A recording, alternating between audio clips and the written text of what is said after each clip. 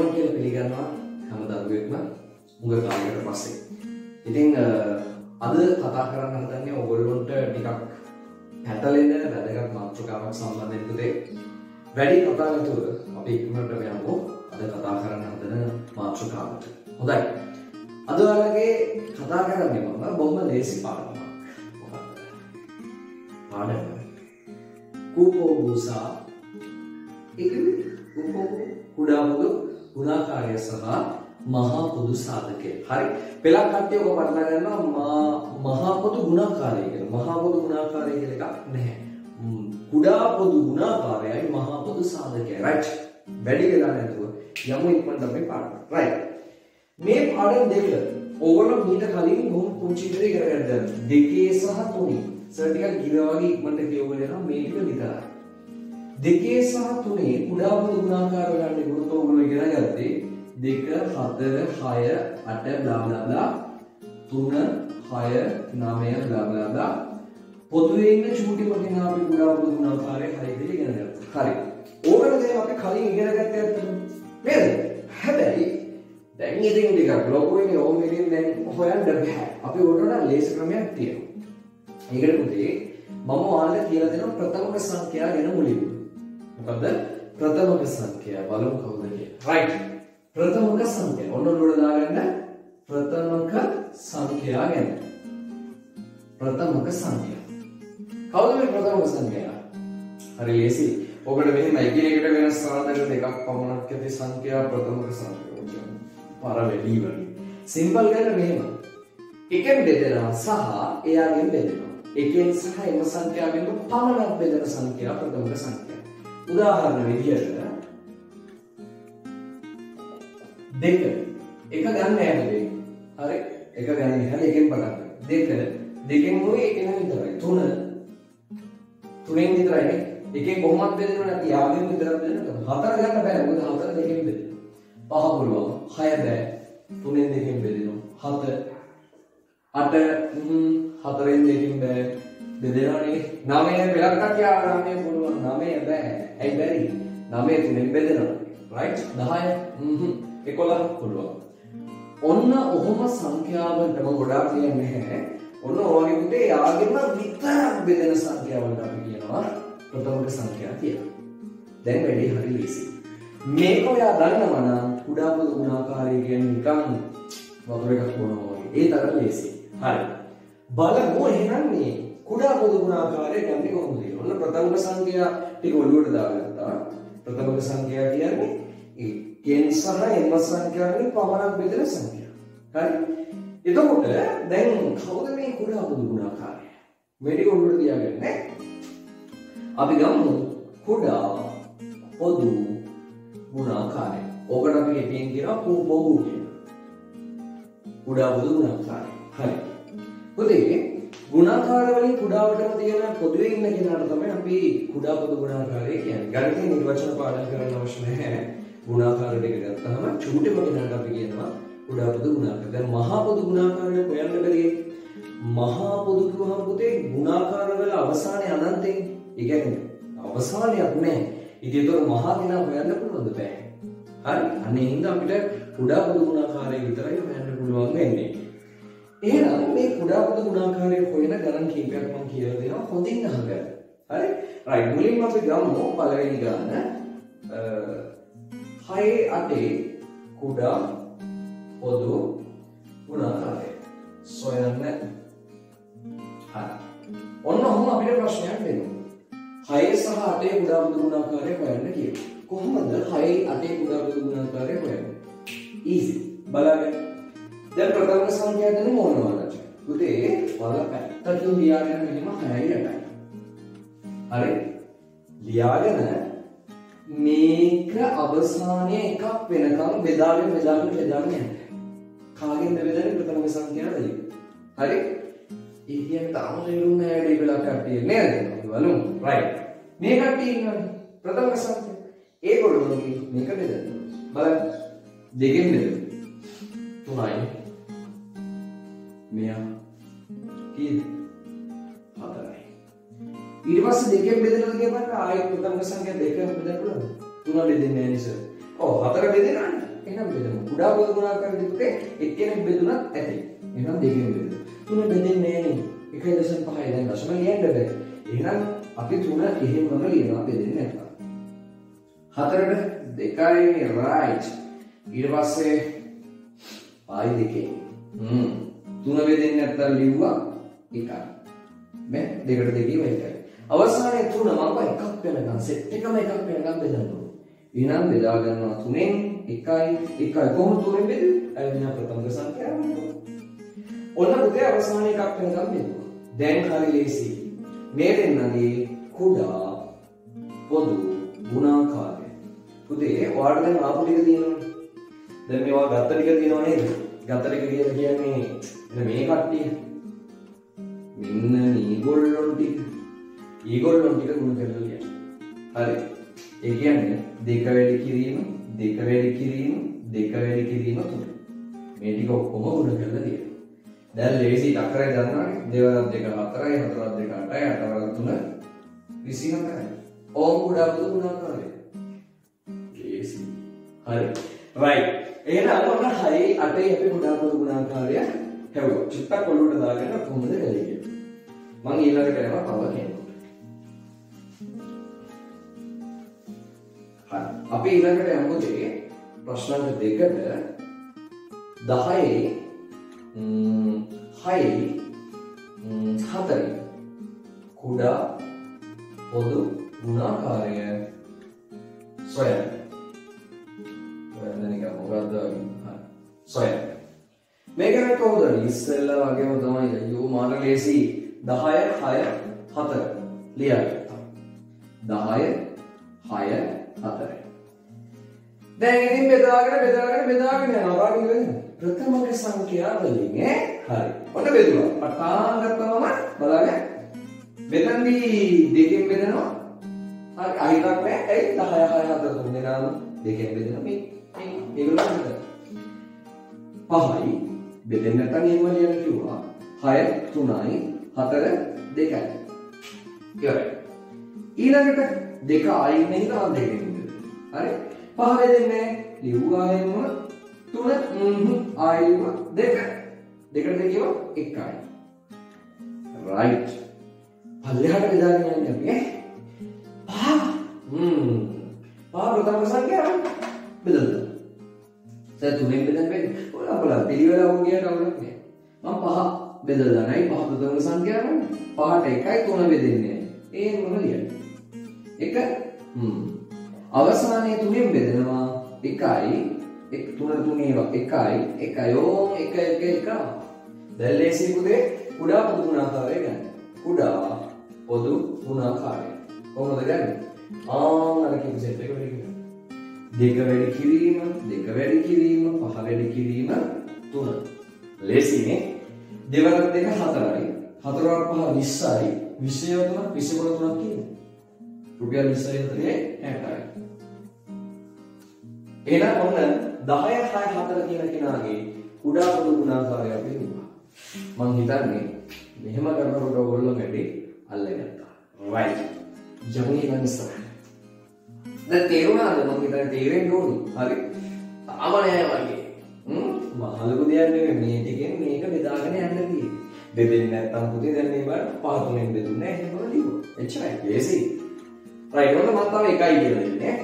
හරි මේක තියෙන සාරාංශගත කියලා දෙන්නේ ඉතින් හොඳට බලාගන්න ඕනේ දැඩිපිරි ඕන දානකට මෙහෙමයි ඈ හරි ඕනම දානකට මෙහෙම තමයි අපි හදන්නේ අපි ගමු තුන්වෙනි ගාන මම දෙන්නම් ඔයාලට 8 4 20 8 4 20 තුන් දෙනෙක් easy ලියාගත්තා 8 4 20 මෙහෙම ගෙවුවා දැන් මොකද කරන්නේ අර ඉස්සෙල්ලා කිව්වා වගේ බෙදාගෙන යන කාගෙද අන්න අර ප්‍රථමක සංඛ්‍යා වලින් බලමු එන 4ෙන්ද 2ෙන්ද 3ෙන්ද කීයෙන්ද බෙදන්නේ මතක නේද දැනට ලියලා තියෙනවා අන්න අතර මතක තියාගන්න ප්‍රථම සංඛ්‍යා ටික ප්‍රථම සංඛ්‍යා ටික පුතේ ගිරා පැටවෝගේ කල්පනා කරගන්න ඉස්සරහදී මොන නේ හරි එහෙනම් මොන බෙදනවා 2කින් 4යි 4 දෙකින් බෙදුණා 2යි 20 දෙකින් 10යි එච්චරයි ඊට පස්සේ ඒ සෙට් එක බෙදෙනවා ආයි කීයෙන්ද? දෙකෙන්ම බෙදුනේ. 4ට 2 ඒවා 2යි, 2ට 2 ඒවා 1යි, 10ට 2 ඒවා 5යි. ආයි දෙකෙන්ම බෙදෙනවා. ලේසියිනේ. දෙකෙන් බෙදෙනවා 1යි. මේ මෙතන එක ඇවිලි රයිට් 5ෙන් බෙදෙනවා. එච්චරයි. අවසානයේ 5යි තුරලා තියෙනවා එනම් 5 ප්‍රථම සංඛ්‍යාවක්. ඒව බෙදලා ඉන්නවා. 5ෙන් බෙදෙනවා. 1යි 1යි 1යි.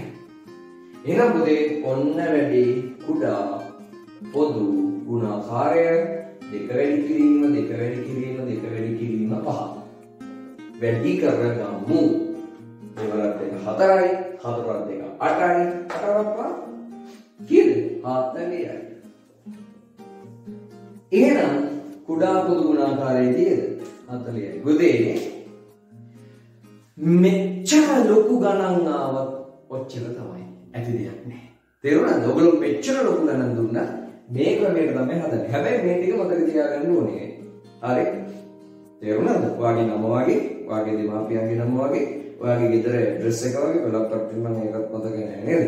අන්න ඒ වගේ හොඳට ප්‍රථමක සංඛ්‍යා කියන එක මතක තියාගන්න අනාගතයේ දවසක ඔයාලට ඕන වෙයි. හරි. එහෙනම් මම මෙයාට සමු දෙනවා. බයි. කුඩා පොදු ගුණාකාරය ඇති නේද? ලේසිනේ. ගණන් 3යි කියලා දුන්නේ. ඕකම තමයි. හරි. ඔන්න එහෙනම් මතනවා. දැන් තේරුම් ගත්තාම මාර වැඩේ මොකද කරන්නේ? ආයෙ චුට්ටක් මේ ගණන් තුනම රිපීට් කර කර බලන්න. මොකද කරන්නේ? 4ක් ආවම අර 4 දිනක් ආවත් ඒ මොකද තමයි. තමාවත් දැම්ම 4ක් දෙන්න. බෙදාගෙන ගියා. රයිට්. ඊළඟට මම පොඩ්ඩක් මාතෘකාවෙන් පිටපයින්. කුඩා පොදු ගුණාකාරයෙන් අපි ඈතට යමල යමු. කාටද යන්නේ? මපොසට. මහා පොදු සාධකයේ ගුණාකාරය ලියන්නේ. සාධකයේ. පුතේ මේ මාර්ගීස් එක මපොස හොයන්න කලින් මේ සාධක කියන්නේ මොකක්ද කියලා දෙන්න. මාර්ගය. හරි බලන්න. සාධක. ද සාධකයක් තියෙනවා එහෙනම් බලන්න නිර්වචනය. එච්චර ඕනේ අපි සරලව හිතමුකෝ. සාධක කියන්නේ මෙන්න මෙහෙම. ඕනම සංඛ්‍යාවක් ගත්තාම මේ සංඛ්‍යාව බෙදෙන කට්ටිය ඉන්නවනේ. එයාගේ සාධක තමයි ඊයේ. තේරුණේ? රයිට්. බලන්න 8 කියලා හිතන්න අපි වෙනකොට නේ. 8 ගත්තාම 8 බෙදෙන කට්ටිය ඉන්නවනේ. අන්න එයා තමයි පුතේ 8 සාධක. ඒ කියන්නේ 8 එකෙන් බෙදෙනවා. 8 දෙකෙන් බෙදෙනවා. 8 4ෙන් බෙදෙනවා. තව එක්කෙනෙක් ඉන්නවා. 8 8ෙන් බෙදෙනවා. ඔන්න පුතේ නම් 8 සාධක. ඒ කියන්නේ 8 බෙදෙන කට්ටිය. එච්චරයි සාධක. 10 ගන්න. 10 ගත්තාම කවුද සාධක? 10 එකෙන් බෙදෙනවා. 10 දෙකෙන් බෙදෙනවා. 10 5ෙන් බෙදෙනවා. 10 10ෙන් බෙදෙනවා. ඔන්න 10 සාධක ටික. තේරුණාද? ලේසි වෙයි. හරි. එහෙනම් සාධක කියන්නේ ඕනම සංඛ්‍යාවක් බෙදෙන කට්ටිය. හරි? රයිට්. මුංචි කාලේ ඉගෙන ගන්න දිනනේ. හොඳයි. එහෙනම් ඔන්න මම මපොසට ආවා. හරි? මහා පොදු සාධකයට. ඕක කොහොමයි කරන්නේ? බලාගන්න. ගණන් තුනේ මොනවද දාගන්න? පළවෙනි ගණන. 8 10 මහා පොදු සාධකයේ සැර. හරි. ඉස්සෙල්ලා වගේමයි 8යි 10යි මහා පොදු සාධකය. කොහොමද හොයන්නේ? ඉස්සෙල්ලාකට වැඩිය මාරු ලේසි. කොහොමද ගන්නේ? කියලා දෙන්න ඕනේ නේද? රයිට්. පුතේ මෙහෙමයි බලාගන්න. 8යි 10යි ලියා ගන්න. 8යි 10යි අපි ඔන්න ලියා ගන්නවා. දැන් හොඳට අහගන්න. හරි. දෙන්නම බෙදෙන දැන් ඉස්සෙල්ලා මම කිව්වා කුඩා පොදු ගුණාකාරයේදී එකක් බෙදුනක් ඇති. හරි කමන්නේ ඇති. අන්තිමට එක වෙනකම් බෙද. හැබැයි පුතේ මේකෙදි එහෙම බෑ. පොදු කිව්වහම කාටවත් අයිති හරි සාධකයේ. දෙන්නටම ඇති සාධකයේ හොයන්න ඕනේ. මාර කේස් එක. හරි. එතකොට කොහොමද හොයන්නේ? මතක තියාගන්න. මොන මතක තියාගන්න. නැවත කියනවා මතක තියාගන්න. හරි ඒ තරම් වැදගත්. දෙන්නම බෙදෙනවා නම් විතරයි පුතේ මේ ප්‍රථම සංඛ්‍යාව ගන්න. එතකොට සර් 3 දෙනෙක් හිටියොත් 3 දෙනාම බෙදෙනවා නම් විතරයි මේක නාගන්න. හරි? එන්න බලන්න. දැන් මේකෙදි මම 5න් බෙදන්න හැදුවොත් 5න් ගන්න බැහැ. ඇයි 5න් බැරි? සර් 8 5න් බෙදෙන්නේ එතන ලැබෙන්නේ ඒ ගොඩක් පොදු ගුණාකාරය. මහා පොදු සාධකයේ වදිතේ දෙන්නම බෙදෙනවා විතරයි මම කරගෙන පහ බෑ. දෙක පුළුවන්. මේ දෙන්නම බෙදෙනවා යමයි නේද? 8 දෙකෙන් බෙදුනහම 4යි 10 දෙකෙන් බෙදුනහම 5යි. ඊළඟ කවුද පුළුවන් දෙන්නම බෙදෙන්නේ? දෙකෙන් බෙදෙනවා මෙයා බෙදෙන්නේ නැහැ. 3 දෙන්නම නැහැ. 5 මෙයා බෙදෙන්නේ මෙයා ගන්න බෑ. 7 11 කොහොමත් බෑ. එහෙනම් පුතේ ඔච්චරයි. එහෙනම් ඕමයි යනවා මහා පොදු සාධකයට. මහා පොදු සාධකයට. ඉස්සෙල්ලා වගේ ඉන්න කෙනා ගන්න මෙතන නම් එක්කෙනා වැඩි කරන්නේ දෙයක් නෑ. ඔච්චරයි. එහෙනම් 8 සහ 10 පුතේ මහා පොදු සාධකය 2. ලේසි. තේරුණාද? right. ටුට්ටක් ඉවර වෙනවා. අපි තව ටිකක් ඉස්සරහට. මම දැන් ගන්නවා 20 සහ 24. 20 සහ 24 මහා පොදු සාධකයේ සොයන්න. කොහොමද හොයන්නේ? බලමු.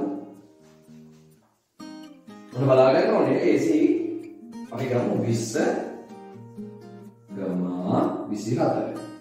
බෙදාගෙන යනවා. right. 20 දැන් ඉතින් බෙදාගෙන ඉන්නකොට පරිස්සමෙන් මම දෙන්නම බෙදෙනවා නම් විතරයි ප්‍රථම සංඛ්‍යාව ගන්නෙ. මම මහා පොදු සාධකයේ හොයන්නේ. දෙකෙන් බෙදුවේ දෙන්නම බෙදෙනවා. මෙයා බෙදුනහම 10යි, මෙයා බෙදුනහම 12යි. ඊට පස්සේ මෙයා. මෙතන දෙකෙනුත් බෙදෙනවා එහෙනම් දෙකෙන් ගන්න. 5යි, මෙයා දෙකෙන් බෙදුනහම 6යි. පුතේ දැන් බලන්න 5යි 6යි කියන දෙන්නම දෙකෙන් බෙදෙනවද? නැහැ. 3ෙන් බෙදෙනවද? නැහැ. 5ෙන් බෙදෙනවද? නැහැ. එහෙනම් ඔය දෙන්නම බෙදෙන කෙනෙක් ප්‍රථම සංඛ්‍යාවල නැහැ. එහෙනම් මොකද කරන්නේ? දැන් අර මම කිව්ව දේ ගන්නවා. මෙන්න මේ ප්‍රථම සංඛ්‍යා ටික උඩා පොදු ගුණාකාරයේදී වගේ ගුණ කරලා ගන්නවා. දෙක වැඩි කිරීම 2. දෙවරක් 2 4යි. වැඩේ චුට්ටක් කරන දැන් හරි. හරි? එහෙනම් වැඩේ ලේසි පුතේ. ඔය විදිහට තමයි හොයන්නේ. අපි තුන් දෙනෙක් හොයමු. හරි? මම තේරෙන්නේ නේද? අපි ගත්තේ 20 24 මහා පොදු සාධකය. ඊළඟට මම ගන්නවා තව කෙනෙක්. අපි ඊළඟට ගමු මම ගන්නවා 32. ඊට පස්සේ 48 සහ 80. ඔන්න ගත්තා. හී යනවාදී හී මහා පොදු සාධකය සයින්. right. කොහොමයි කරන්නේ? මට උගන්වන්නකෝ. කොහොමද කරන්නේ? දැන් ඔයගොල්ලෝ දන්නවා මට කියන්නකෝ. මතක නැහැ. කොහොමද කරන්නේ? මාර වැඩි. මුලින්ම ලියාගන්න ඕනේ. හරි. 32යි ඊට පස්සේ 48යි ඊට පස්සේ 80යි. ඊට පස්සේ සර් මොකද කිව්වේ? බෙදන්න කිව්වා නේද? ඔක්කොම බෙදෙනවා නම් 3 දෙනෙක් නම් 3 දෙනාම බෙදෙන කෙනෙක් ගන්න ඕනේ. හරි. ඒක තමයි පළවෙනි ගන්න. මොකෝ ප්‍රශ්නාංක 3 හරි ඉතින් 2. right. එතකොට කීයද බෙදන්නේ පුතේ? දෙකෙන් 3 දෙනාම බෙදෙනවා. ඔව් නේද? එහෙනම් ඔන්න දැන් චක්‍රේ බැරි කට්ටිය හරි 32 32කට බෙදුවම 15යි. දෙක දෙකට බෙදුවම 1යි. 15 1යි 16යි. එහෙනම් බෙදන්න පොඩක් ඒ ක්‍රමයේ හුරු වෙනවා. ලේසි එක. මුලදී අමාරුයි පස්සේ ලේසි වෙනවා. 42කට බෙදුවම 20යි. 8 දෙකට බෙදුවම 4යි. 20යි 4යි 24යි. 89 ගෙන් දෙකම දෙකට බෙදුවාගෙන 40යි. හරි. ඊට පස්සේ මේ සෙට් එකක් බලන්න දෙකෙන් බෙදනවා කට්ටිය. yes. එහෙනම් මේගොල්ලෝ දෙකෙන් බෙදෙනවා. 16 දෙකෙන් 8යි. 24 දෙකෙන් 12යි. 40 දෙකෙන් 20යි. ඊට පස්සේ බලන්න මේ 8 12 20 කියන කට්ටිය දෙකෙන් බෙදුව හැකිද කියලා. yes. ඔව්. එහෙනම් මේක බෙදමු. දෙකෙන් බෙදමු. මෙයා දෙකෙන් බෙදුනහම 4යි. මෙයා දෙකෙන් 6යි. මෙයා දෙකෙන් 10යි. මොකද මහන්සි නේද? අනේ යන්න. තව ගත්තා නේද? 4 6 10. කීයද? දෙකෙන් පුළුවන් නේ? right. එහෙනම් බෙදනවා දෙකෙන්. 4 දෙකෙන් 2යි. 6 දෙකෙන් 3යි. 10 දෙකෙන් 5යි. එහෙනම් පුතේ ඔන්න අවසාන අපි ගන්නවා. මේ කට්ටිය බෙදෙන කෙනෙක් ඉන්නවා. 2යි 3යි 5යි ඔක්කොම එකට බෙදෙන කෙනෙක් ඉන්නවද? නෑ. ඒගොල්ලෝගේ නෑ. එහෙනම් මොකද කරන්නේ? දැන් මෙන්න මේ ඇත්තෝ ටික අපි ඇදලා ගන්න. right. 1 2 3 4 2 4. වැඩි කරමු විගහට වැඩි කරමු. හරි. දැන් මේ ටික වැඩි කරනවා 2 වරක් 2 4යි 4 වරක් 8යි 8 වරක් 2 16යි. ඔන්න යාගේ මහා පොදු සාධක. ලේසිද අමාරුද? මාර ලේසි. පුතේ ඕන ගානකට හොඳ ඕන ගානකට හොඳයි. එහෙනම් මතක තියාගන්න කුඩා පොදු ගුණාකාරය සහ මහා පොදු සාධකය කියන්නේ ඒ තරම් ලේසි දෙයක්. පෙළක් කට්ටිය ඕක දසතේ කල්පනා කරන බුදු අම්මෝ කියලා. හරි? පෙළක් ලොකු අයියලා කරනවා. ඉතින් ඒක නිසා පුතේ ඇති දෙයක් නේ ලේසි මම මුලදීම කිව්වා මේ ටික මතක තියාගන්න කියලා. හරි. එහෙනම් අපි බොහොම ඉක්මනට දඩබඩ ගාලා ඉගෙන ගත්තා. හරි? දැන් තේරෙන්නේ නැහැ වගේ මොකද කරන්නේ. ගණන් ප්‍රමාණය මදි වගේ නම් ආයි චුට්ටක් බලන්න. එතකොට ඔයාලට තේරෙනවා. හරි? නිකන් ඉඳලා බෑ දැන්. පේනවා නේද මේ කියන කප්පෙත් එක්ක ඔයාලා අනිවාර්යෙන් මහන්සිලා හොඳට වැඩ කරන්න ඕනේ. හරි? එහෙනම් සර් ඔන්න අදට සමුගන්නවා. අපි ඊළඟ දවසේ ආයි තව කොටසකින් හම්බ වෙමු. නැවත බලලා මේක හොඳට ඔළුවට දාගන්න. right. හැම දවසෙම එහෙනම් හොඳට මහන්සි වෙන්න, හොඳට වැඩ ටික කරන්න. ජයනියත. ලබන සතියේ එහෙනම් ලබන සතියේ පුරුද්දට කිව්වේ. ඉස්සරහ දවසකදී ලබන සතියේ දෙන්න පුළුවන්. ඉස්සරහ දවසකදී අපි නැවත හම්බ වෙමු. right. හැමෝටම ආයුබෝවන්. ඉල්ලෙන්න